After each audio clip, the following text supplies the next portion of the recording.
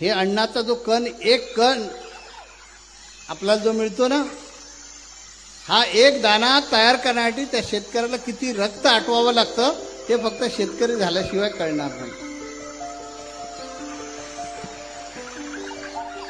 हे फक्त शेतकऱ्यालाच कळू शकतं. जगातले सगळे सुखी आहेत, पण तो बिचारा वणवण करतो. काही झालं तरी चालेल. मागच्या वेळेला महापूर आला, शेत वाहून गेलं, पण तो हाडाचा शेतकरी काही झालं पुढच्या वर्षी पेरणार म्हणजे पेरणार.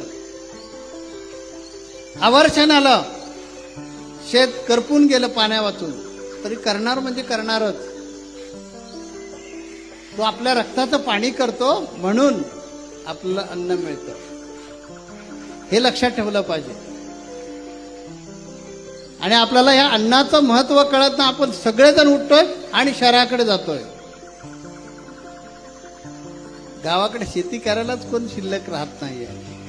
का तर म्हणे गावाकडे तो पोरगा राहिला, त्याला नोकरी नाहीये, बायको कशी द्यायची शेतकऱ्याला.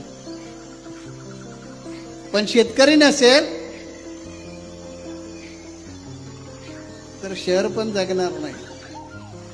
कारण ते शेतात पिकवतो ते बाजारात विकायला येतं. हे लक्षात घ्या. म्हणून या अन्नाचं महत्व समजून घेतलं पाहिजे.